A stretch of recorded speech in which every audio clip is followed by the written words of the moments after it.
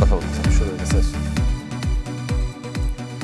সবাইকে আমন্ত্রণ Clemon beyond the গ্যালারিতে। হাজির হয়ে গেছে আমি রেজওয়ানুজ্জামান, আর আজকে আমাদের সঙ্গে অতিথি হয়ে আছেন বাংলাদেশ অ্যাথলেটিক্স ফেডারেশনের সভাপতি মেজর জেনারেল অবসরপ্রাপ্ত নাঈম আশফাক চৌধুরী আমাদের সঙ্গে। স্বাগত জানাচ্ছি আপনাকে আমাদের স্টুডিওতে।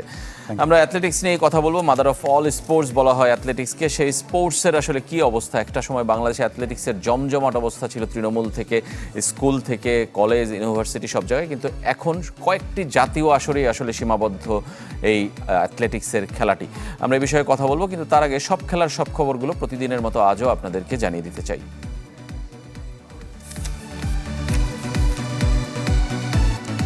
দেশের ফুটবলে শুরু হলো টমাস ডুলি অধ্যায়।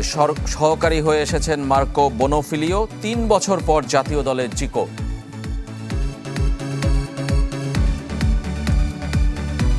ছিয়াত্তর বছর পর স্পেনের বিশ্বকাপ দলে নেই রিয়াল মাদ্রিদের কোনো ফুটবলার। রদ্রিগেজ দিয়াসকে নিয়ে কলম্বিয়ার চূড়ান্ত দল।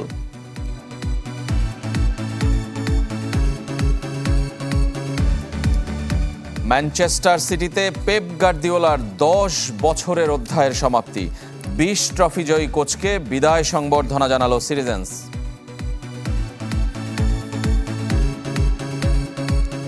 ক্রিকেট বোর্ডে নামে মাত্র নির্বাচন। 2/3 বেশি সরকার দলীয় নেতা, ছেলে, ভাই, আত্মীয়।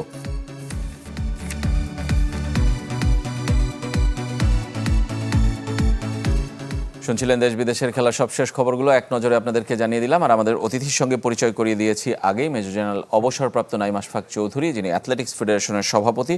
আমরা mother of all sports athletics নিয়েই কথা বলবো। আপনারাও চাইলে অংশ নিতে পারেন আমাদের এই আয়োজনে। ফোন করতে হবে স্ক্রিনে দেখানো নম্বরগুলোতে। প্রথমেই আরও একবার স্বাগত আপনাকে নাঈম আশফাক চৌধুরী। আমরা প্রথমেই জানতে চাই যে অ্যাথলেটিক্সে আপনি খুব বেশি দিন দায়িত্ব নেননি, আবার খুব কম সময়ও নয় বলা চলে। আসলে এই অন্তর্বর্তী কমিটি, অ্যাডহক কমিটিতে আসলে আপনার ভিশনটা আসলে কি ছিল, কতটুকু সফল হয়েছেন, প্রথমে সেটা জানতে চাই, কিংবা আসলে লক্ষ্যটা কি? অনেক ধন্যবাদ। Thank you for having me here today. Thank you.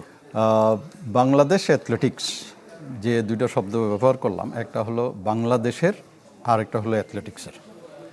এই দুটো শব্দকে যদি আপনি সম্প্রসারিত করেন, তাহলে শুধুমাত্র আপনি যদি রেজাল্টের দিকে দেখেন যে আমি সাব গেমসে কী করলাম, অথবা জাতীয় রেকর্ড কয়টা হলো, অথবা কতজন পার্টিসিপেট করলো, এই শব্দের মধ্যে কিন্তু সীমাবদ্ধ থাকলে আমরা ভুল করব। কেন ভুল করব? কারণ হলো, যে কথাটা আপনি কিছুক্ষণ আগেই বলছিলেন যে বাংলাদেশের এক সময় সোনালী অতীত ছিল অ্যাথলেটিক্সের, এবং তার সাথে বলেছিলেন যে অনেক জনগণ এর সাথে সম্পৃক্ত ছিল। সো তার মানে হলো অ্যাথলেটিক্সের যদি মূল ফলাফল জানতে হয় বা দেখতে হয়, তাহলে রুট থেকে শুরু করে সর্বশেষ পর্যন্ত এটাকে আসতে হবে। এটা গেলো টেনজিবল যে জিনিসগুলো আমরা দেখি, অর্থাৎ রেজাল্টগুলো যেটা দেখি, তার সাথে কিন্তু আরও অনেক জিনিস সম্পৃক্ত। ইনটেনজিবল বলতে কি? ভ্যালু, এথিক্স, এইগুলোও কিন্তু অ্যাথলেটিক্স বা স্পোর্টসের যে কোনো এরিনার সাথে সম্পৃক্ত। আপনি দৌড়াচ্ছেন, কিন্তু দৌড়াতে যে একজনকে জানেন যে টার্গেট করেছেন সে ভালো করবে এবার, তখন করলেন কি, আপনার 2 জন অ্যাথলিটকে দিয়ে তাকে গার্ড করে রেখে দিলেন যাতে করে সে না যায়, আর আপনার দলের আরেকজনকে আপনি ফ্রি রান দিয়ে দিলেন, লেট হিম গো। এটা কি এথিক্যাল? না, নো, ইটস নট এথিক্যাল। তার মানে হলো, আমি টেনজিবল একটা জিনিস বললাম যে রেজাল্টটা কি হলো, এটা একটা বিষয়। আবার ইনটেনজিবল বললাম যে ভ্যালু, এথিক্স, এগুলো কি অ্যাথলেটিক্স বা স্পোর্টসম্যান স্পিরিট, ফেয়ার প্লে, এইগুলো কি এর সাথে সম্পৃক্ত হলো কি হলো না? যদি রেজাল্টের কথা যদি আমি বলি, আপনি যদি উৎস যদি ভালো না থাকে, অর্থাৎ আপনার একদম গ্রাসরুট লেভেল থেকে যদি আপনি অ্যাথলিট তুলে না আনতে পারেন, তাহলে যে অবস্থায় আপনি আছেন সেই তিমিরেই থেকে যাবেন। তাহলে গ্রাসরুটের দিকে নজর দিতে হবে। গ্রাসরুটে যদি আবার নজর দেন, কে তাদেরকে কোচিং করাবে? যে কোচিং করাবে, is he or she fit to coach?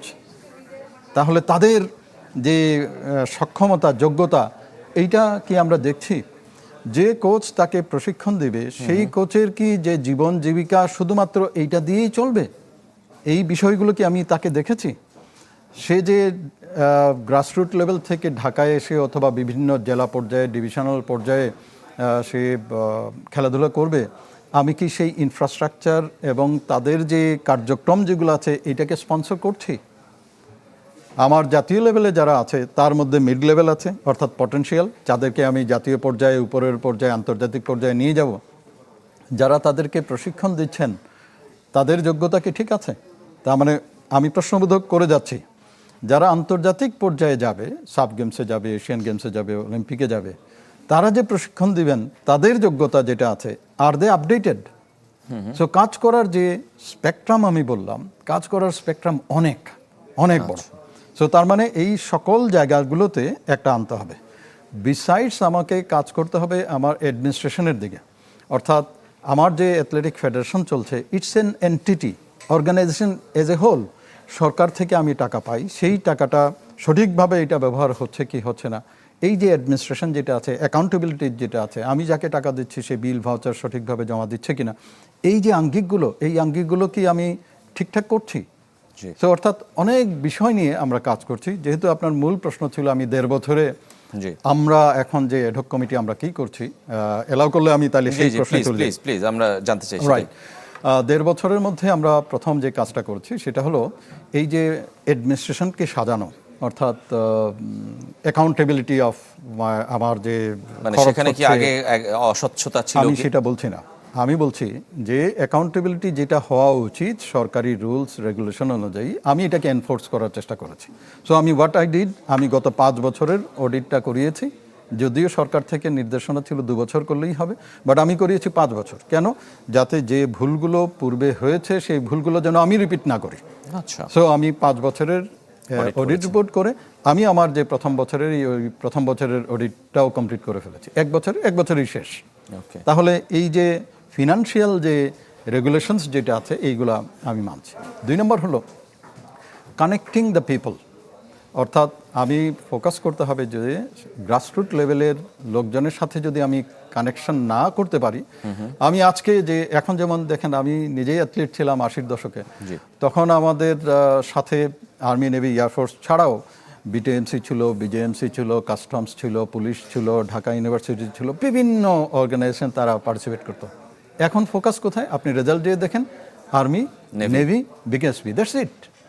তাহলে আমি বাকি যারা আছে এইবার 50টা অর্গানাইজেশন খেলেছে ডিস্ট্রিক্ট লেভেল সহ। সো আমি যদি ফোকাস থাকে যে আমি শুধুমাত্র এই 3টার থেকে নিব এবং রেজাল্ট আমি দেখব, তাহলে কিন্তু হবে না। So what I did, world athletics একটা প্রশিক্ষণ বা তাদের কার্যক্রম যেটা আছে এটাকে বলে kids athletics. So kids athletics ওরাও যে বিষয়টাকে গুরুত্ব দিতে চায় সেটা হলো যে আপনি অ্যাথলেটিক্সটাকে একদম জনসম্পৃক্ত করেন, ইন্টিগ্রেট করেন, জনসম্পৃক্ততা অর্জন করেন। সেইখানে আপনি ডোন্ট এক্সপেক্ট রেজাল্ট, ওইটা রেজাল্ট হবে না, আগে মানুষকে উৎসাহিত করতে হবে। 2 নম্বর হলো একজন অভিভাবক তার ছেলে বা মেয়েকে পাঠাবে কি পাঠাবে না এটা নির্ভর করবে, প্রথম বিষয় হলো যে সে একটা নিরাপদ জায়গায় পাঠাচ্ছে কিনা। সো তার সেফটি সিকিউরিটির জন্য যে শব্দটা আছে সেটাকে তারা বলে সেফ গার্ডিং। সো কিডস অ্যাথলেটিক্সের জন্য আমরা ইতোমধ্যে 5টি ডিস্ট্রিক্টে অলরেডি পাঠিয়েছি। 5টি ডিস্ট্রিক্টে 3 দিনব্যাপী, প্রতিটা ডিস্ট্রিক্টে 3 দিনব্যাপী প্রশিক্ষণ হয়। সো প্রথম দিন এবং দ্বিতীয় দিন যারা ফিজিক্যাল এডুকেশন টিচার আছেন বিভিন্ন প্রাইমারি স্কুলের এবং হাই স্কুলের, তাদেরকে প্রশিক্ষণ দিই হাউ টু ট্রেন। এই জিনিসটা দেওয়ার পরে লাস্ট ডেতে, তখন সর্বশেষ ডে 3rd ডেতে গার্জিয়ানরা সহ স্টুডেন্টরা এসে যে কার্যক্রমগুলো তাদেরকে শেখানো হলো সেগুলোকে তারা উৎসাহিত করে। এইটার মাধ্যমে আমি কিন্তু অ্যাথলেট তৈরি করছি না, কিন্তু আমি অ্যাথলেটিক্সকে জনগণের দোরগোড়ায় নিয়ে যেতে চাই, একটা পপুলার জিনিসটাকে জানাতে চাই। এবং এখন যে খারাপ সময় যেটা আছে, অর্থাৎ বাচ্চারা সবাই ট্যাবের দিকে, মোবাইলের দিকে আসক্ত, এই আসক্তির থেকে মাঠে যেন আসে, সেই কারণেও কিন্তু এই প্রচারণাটা অবশ্যই মানে শুধু সাকসেসটাই একমাত্র কারণ না, সমাজটাকে চেঞ্জ করা, সমাজটাকে পরিবর্তন করা, এটাও একটা লক্ষ্য খেলাটা। আমি গত পরশুদিন আসলাম গ্রিস থেকে, সেখানে অলিম্পিক অ্যাসোসিয়েশনের একটা ইন্টারন্যাশনাল সেশন ছিল। এখন কিন্তু আপনি 10টা পেলেন মেডেল নাকি 100টা পেলেন, they don't consider that one to be more important. তাদের কাছে মোর ইম্পর্টেন্ট হলো ethical values, sportsmanship, fair play, এইগুলো কি আপনি ইনফিউজ করছেন কি করছেন না।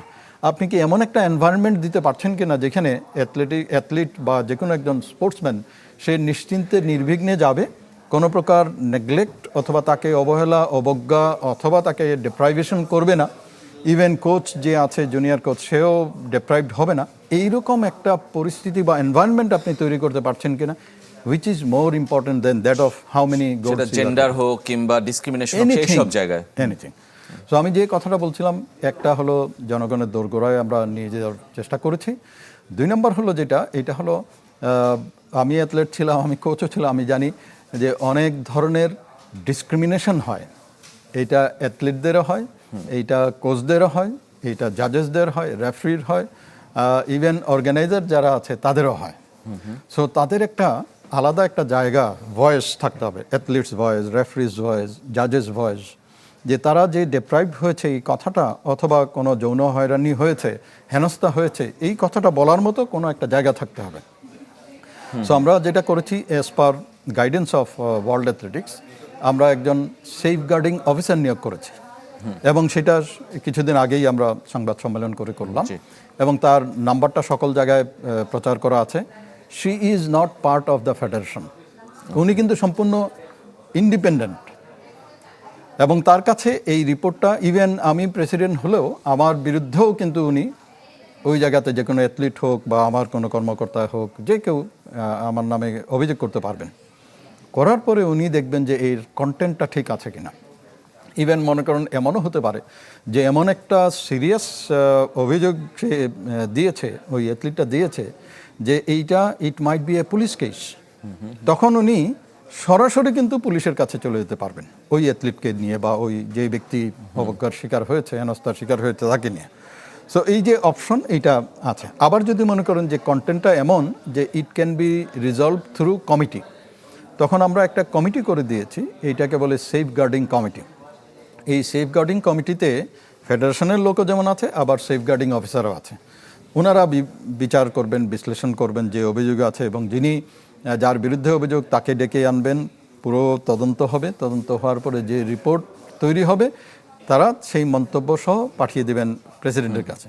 প্রেসিডেন্ট এই মন্তব্য অথবা তাদের সুপারিশের উপরে ভিত্তি করে যে পানিশমেন্ট হওয়ার কথা, অথবা যে সকল রিভিউ, পলিসি রিভিউ হওয়ার কথা, সেই সকল পলিসি রিভিউ তারা করবেন।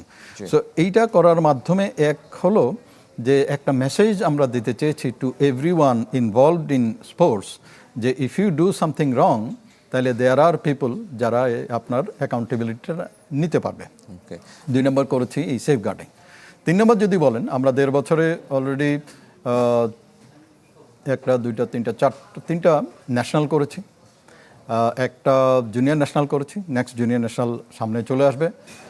আমরা প্রতি ইন্টার ডিস্ট্রিক্ট গেমস করেছি, ইন্টার ডিভিশন গেমস করেছি, অনেকগুলা ন্যাশনাল ক্যাম্প করেছি ফর ডিফারেন্ট আন্তর্জাতিক যে গেমসগুলোর জন্য, খেলাধুলার জন্য, প্রতিযোগিতার জন্য সেটা করেছে। তো 1.5 বছরে খুব সংক্ষিপ্তভাবে এই কথাগুলো বললাম। আচ্ছা, মানে আপনার কাছে কি মনে হয় যে অ্যাথলেটিক্সটা একটা সময়, আমি যেটা শুরুতেই বলেছিলাম যে স্কুল কলেজ, ইন্টার কলেজ খুব জনপ্রিয় ছিল একটা সময়, এখন সেগুলো তো হারিয়ে গেছে।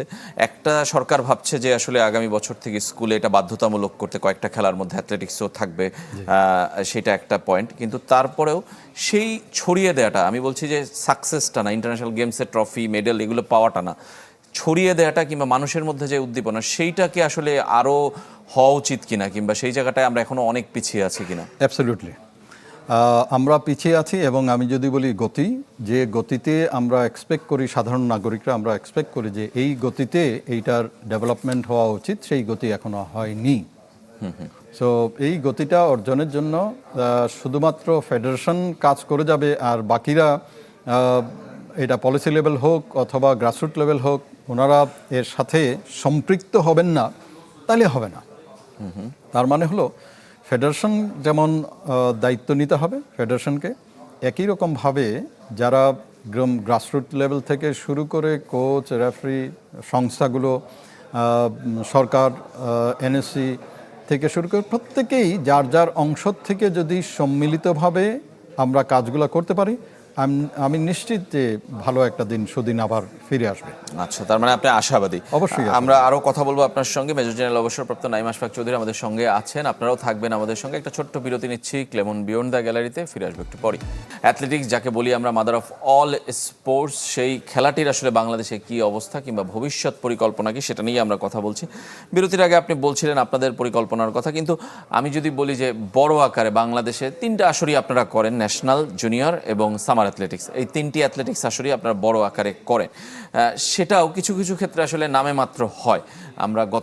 আমি অনেক বছর ধরে দেখি, গত 15-20 বছর ধরে কখনো আসলে 1 বছরে 2টো হয়েছে, কখনো 2 বছরে 1টা হয়েছে, কখনো সামারেরটা উইন্টারে হয়েছে, উইন্টারেরটা মানে কোনো ঠিক থাকে না, ক্যালেন্ডার কখনো ঠিক থাকে না। এই জায়গাটায় এই 3টা আসর নিয়েও স্পেসিফিক জানতে চাই, কিংবা লং টার্মে আসলে আর কোনো টুর্নামেন্ট কিংবা অ্যাথলেটদের জন্য আর কোনো কিছু আসলে শুরু করতে চান কিনা, আপনার ইচ্ছা স্বপ্নটা কি? আপনার কমিটি যতদিনই আছে ততদিন, তারপরে তো নির্বাচিত হলে সেটা নির্বাচিত কমিটি আসবে। জি, অনেক ধন্যবাদ।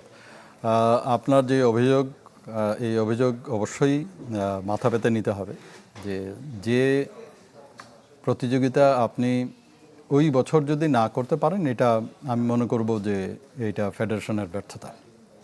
সো আমরা 2024-এর ডিসেম্বরের 6 তারিখে জয়েন করেছি, মানে আমরা দায়িত্বভার গ্রহণ করেছি ডিসেম্বরের 6 তারিখে, এবং জানুয়ারিতেই আমি আন্তঃ ডিভিশন কমপ্লিট করেছি সকল ডিভিশনে। ফেব্রুয়ারিতে করেছি, 25 ফেব্রুয়ারিতে করেছি ইন্টার ডিভিশন, 25 ফেব্রুয়ারিতে করেছি জাতীয়। এরপরে তো রমজান চলে আসলো, যার কারণে ব্রেক দিতে হলো। সামার অ্যাথলেটিক্স যে টাইমে হওয়ার কথা অগাস্টে, সেই অগাস্টেই হয়েছে। জুনিয়র অ্যাথলেটিক্স যে টাইমে হওয়ার কথা এক্স্যাক্টলি ওই টাইমে হয়েছে। 2026-এ যে ক্যালেন্ডার, অর্থাৎ কোন তারিখে কোন মাসে কি হবে, এটার আমরা একটা বাৎসরিক ক্যালেন্ডার তৈরি করেছি। এই ক্যালেন্ডারটা তৈরি করছি 2025-এর ডিসেম্বরে, এবং 26-এর জানুয়ারি থেকে যেদিন যেটা হওয়ার কথা ছিল সেদিন সেটা হচ্ছে। 1-2টা হয়তো বা 10 দিন 15 দিন এদিক সেদিক হতে পারে, সেটা হতেই পারে নানা পরিস্থিতির কারণে। 26-এ কার্যক্রমটা বছরের শুরুতে কম হয়েছে বিকজ অফ ইলেকশন এবং বিকজ অফ রোজার জন্য এটা।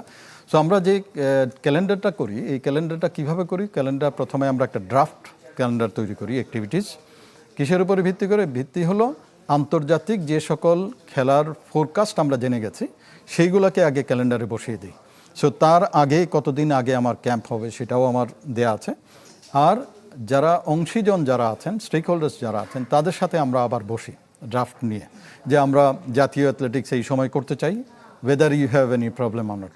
বিকজ তাদেরও একটা পরিকল্পনা এর সাথে সম্পৃক্ত থাকতে হবে, যে আপনি আমাকে ঈদের পরে 1 মাস বা 15 দিন সময় দিলেন, আমি অ্যাথলেটটাকে পিকে কীভাবে তুলব?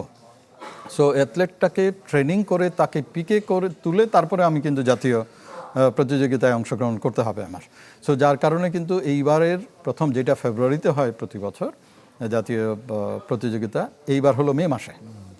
সো এটা বিকজ অফ অংশীজনদের আবদারের কারণে। সো অংশীজনের আবদারকে নিয়েই আমি কিন্তু ওই কাজটা করেছি। জাতীয় যেটা হবে, সামার অ্যাথলেটিক্স যেটা হবে, জুনিয়র অ্যাথলেটিক্স যেটা হবে, এগুলো সবগুলো মিলে। জুনিয়র অ্যাথলেটিক্সে মেইন স্টেক হোল্ডার হলো আপনার বিকেএসপি। এখন পর্যন্ত আমরা সাকসেসফুল অংশগ্রহণ পাইনি কমিটিগুলোর থেকে। সো জেলা কমিটিগুলো, আপনারা জানেন যে জেলা কমিটিগুলোতে এখনও অ্যাডহক কমিটি চলছে। সো অ্যাডহক কমিটির থেকে যে পরিবর্তিত হয়ে নির্বাচিত কমিটি যখন আসবে, তখন they need to have a grip on the sports. ওই এলাকায় তার গ্রিপ আসতে হবে, এবং গ্রিপ আসার পরে তখনই কিন্তু একমাত্র তারা তাদের অ্যাথলিটদেরকে তৈরি করতে হবে, কোচেস যারা আছে তাদেরকে সম্পৃক্ত করতে হবে, অর্গানাইজার্স যারা আছে তাদেরকে সম্পৃক্ত করতে হবে। একদমই শেষের দিকে আমরা চলেছি, 2টো প্রশ্ন আমার। ন্যাশনাল অ্যাথলেটিক্সটা কেমন হলো, এবারের চ্যাম্পিয়নশিপটা কেমন হলো আপনার দৃষ্টিতে? জি, এইবার আমরা 9টা জাতীয় রেকর্ড ব্রেক হয়েছে এইবার। সো 9টা জাতীয় রেকর্ড ব্রেক, এটা কিন্তু একদম, আমি বলবো যে যদিও একদম কমপ্লিট সন্তুষ্টি না হলেও একেবারে খারাপ হয়নি। 2 নম্বর আরেকটা কাজ করেছি, সেটা হলো আমাদের অ্যাথলিটস র্যাঙ্কিং করেছি আমরা। পুরুষদের র্যাঙ্কিং আলাদা, মেয়েদের র্যাঙ্কিং আলাদা। সো এইখানে হলো কি, গত 18 মাসে আপনি যতগুলো ন্যাশনাল এবং ইন্টারন্যাশনাল কম্পিটিশনে জয়েন করেছেন, তার যে রেজাল্টটা, এইটার অ্যাভারেজ করা হয়। এইটার অ্যাভারেজ করে ওয়ার্ল্ড অ্যাথলেটিক্সের একটা র্যাঙ্কিংয়ের ফর্মুলা আছে, সেই ফর্মুলা আপনার সেই implicate- ফর্মুলা আমরা দিয়ে তাদের র্যাঙ্কিং করে এটা আমরা ওয়েবসাইটেও দিয়ে দিয়েছি। আচ্ছা, ইট ইজ আপডেটেড, এবং যখনই কোনো জাতীয় অ্যাথলেটিক্স খেলা হবে হওয়ার পরপরই এটা আবার revised হবে। আবার রিভাইজড হবে, এভরি টাইম এটা রিভাইজড হয়ে যাবে। মানে এটা ফার্স্ট টাইম হয়েছে বাংলাদেশে। এইবার বাংলাদেশের ইতিহাসে প্রথম হয়েছে, এবং ইট ইজ ট্রান্সপারেন্ট। এনিওয়ান, আপনি এখন এখানে স্টুডিওতে বসেও কিন্তু আপনি দেখতে পাবেন যে কার র্যাঙ্কিং। মানে এটা নিয়ে কারো অভিযোগ নেই আপনার, মানে এখন পর্যন্ত পাইনি আমরা, ওকে, এখন পর্যন্ত কোনো অভিযোগ পাই নাই, এবং অভিযোগ যদি পাইও আমরা সাথে সাথে এটা তদন্ত করব, যদি এটা ভুল হয় আমরা কারেকশন করে দিই। একদম লাস্ট এক লাইনের প্রশ্ন, যে আপনার আসলে যে কয়দিনই আছে এই অ্যাডহক কমিটি, পরবর্তীতে কি হবে, নির্বাচিত যদি আপনি করেন কিংবা সরকার মনোনীত হন তাহলে তো আপনি থাকবেন, অ্যাথলেটিক্স নিয়ে আপনার আসলে স্বপ্নটা কি, বাংলাদেশের অ্যাথলেটিক্স নিয়ে এক কথায় লাইনে আমরা জানতে চাই। আমি চাই বাংলাদেশে অ্যাথলেটিক্স যেন জনপ্রিয় হয়, জনসম্পৃক্ত হয়, যে এথিক্স ভ্যালুজের কথা বলি সেটা যেন হয়। আন্তর্জাতিক পর্যায়ে যে আমরা আগে অনেক ভালো রেজাল্ট যেটা করতাম, সেই ভালো রেজাল্টগুলো যেন আবার ফিরে আসে। থ্যাংক ইউ আপনাকে আমাদের স্টুডিওতে আসার জন্য। মেজর জেনারেল অবসরপ্রাপ্ত নাইম আশফাক চৌধুরী, অ্যাথলেটিক্স ফেডারেশনের সভাপতি, তিনি আমাদের সঙ্গে যুক্ত হয়েছিলেন, এবং তিনি কিন্তু খেলার কথা বলছেন, খেলা ছড়িয়ে দেওয়ার কথা বলছেন, কিন্তু সঙ্গে এটাও বলছেন ভ্যালুজ এবং এথিক্সের কথা, যেটা আসলে আমাদের শুধু অ্যাথলেট না, প্রত্যেকটা মানুষের জীবনেই আসলে দরকার। সেই জিনিসটা আসলে সবাই যেন আমরা মেনে চলি। সবাই ভালো থাকবেন। আজকের মতো আমরা এখানেই শেষ করছি।